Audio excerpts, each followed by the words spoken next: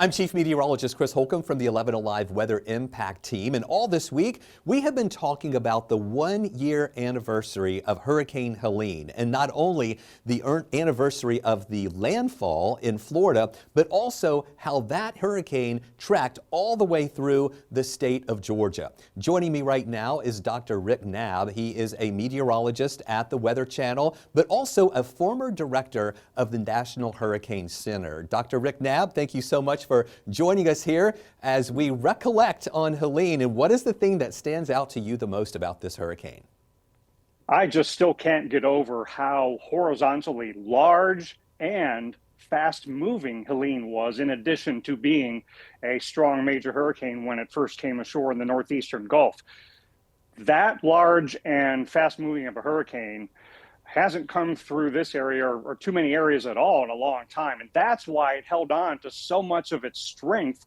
We've always known that hurricanes are not just coastal events, but my goodness, Helene was such a huge inland event, mainly because of wind and rain-induced floods and landslides. And it was one of these storms that we are never going to forget. And a lot of times people just concentrate on the storm and on the hurricane as it's moving up over water and getting stronger. But as you mentioned, it held together for a long time. On the map here behind me, we can see the track where this just pretty much started in the Caribbean, moved between the Yucatan Peninsula and Cuba, and then it made its way up through the Gulf of Mexico, where we saw that intensification occurring, made landfall near Perry, Florida, there in the Florida Big Bend area as a Category 4 hurricane, and then the track just kept on going. And Dr. Knabb, you know, this maintained hurricane strength all the way through South Georgia and into Middle Georgia. Just to the east of Macon, it was still a hurricane before being put down to a tropical storm, but even at that, it was still a tropical storm there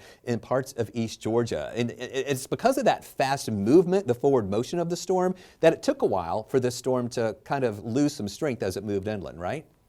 Absolutely, and even in tropical storm conditions, Helene was a deadly storm.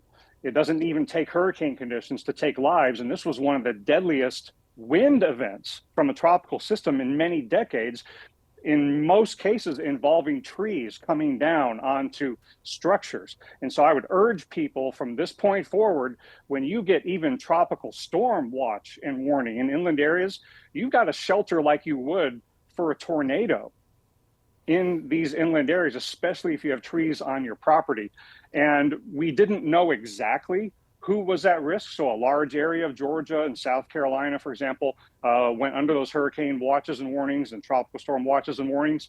And I remember putting a lot of my outdoor furniture and so forth in the garage because I knew the wind risk was there. And even though we didn't get the strongest winds here in Atlanta, I don't regret doing that given what I saw just a little farther to the east.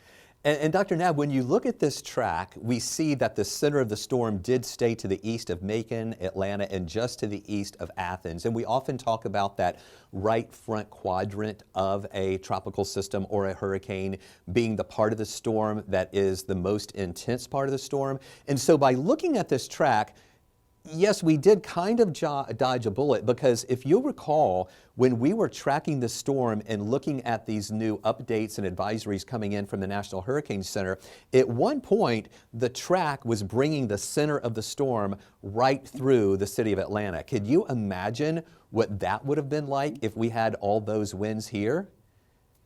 Yes, you know, track forecasts aren't perfect, and just a few miles of a shift of the path of the center of a storm, especially one that is gradually losing its tropical characteristics, but is large and fast moving and very east loaded as Helene was, that made all the difference. But the next time a similar scenario affects the southeastern US, and even if the track is the same, it could turn out that it ends up going farther left, farther west next time, and the Atlanta metro and a lot of Georgia could experience a devastating wind event. So we need to learn from what our neighbors in Augusta and Greenville and so many other areas experienced, and shelter like you would for a tornado when the storm is ongoing, and also to stay off the roads during heavy rainfall that we still got despite not getting the strongest winds. And in looking at that track, of course, you mentioned Augusta and areas over into South Carolina. On that right-hand side of that, those are the areas that did pick up those strongest winds. And even though we dodged the wind bullet here, you mentioned you were glad you still put your furniture in the garage, your outdoor furniture there, because it was still windy here. But what we couldn't avoid was the rain. And what's so interesting with this storm is we had a lot of rain on the day that Helene moved through. But it's not just that. It's the rain that came in on the days before that, on the 2 days prior to landfall. And Dr. Knabb, that's what we often call a predecessor rain event. And we pretty much met that definition here. Oh, we absolutely did. There was a middle and upper level trough and a frontal system that was a big reason why Helene was drawn northward toward the Appalachians. But it would have been rainy even without Helene. And then after all of that rain from that trough and that front fell, then the core of Helene came in and dumped tremendous amounts of moisture. A major hurricane is going to be really moisture loaded. And because it was so large and fast moving, it rained hard. It rained for a long time. And Helene retained a lot of its structure after leaving the Gulf and coming through northern Georgia and into North Carolina.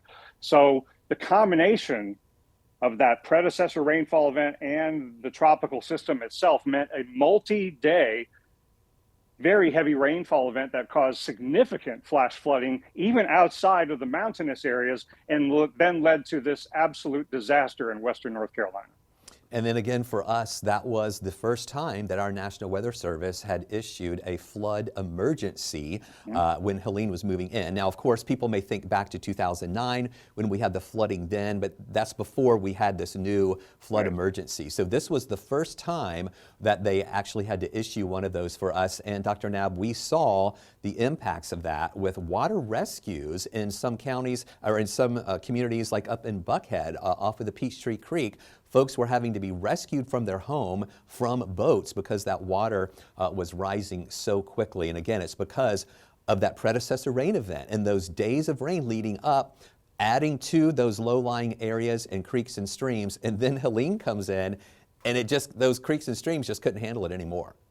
No, and the flash flood emergencies were issued for good reason, because that's when you're talking about a flash flood warning that's amped up. It's not just water-covered roads. This is community-wide flooding with a catastrophic threat. And there were dozens of these flash flood emergencies issued in multiple states. And we saw that overall risk coming. And the Weather Prediction Center of the Weather Service issued that moderate to high risk 2 days in advance of the worst rainfall and flooding in western North Carolina. So that gives people in Georgia and North Carolina the opportunity to say, well, do I live in a really flood prone area? Maybe I want to curtail my plans so I know that I'm staying off the roads, and maybe I don't stay in a really flood prone structure near a river, creek, or stream. And Chris, I think that post Helene, there could be some work done in places like western North Carolina to maybe even put plans together to proactively evacuate people like we do from storm surge at the coast when we've got a high risk of what could be potentially catastrophic inland flooding and landslides.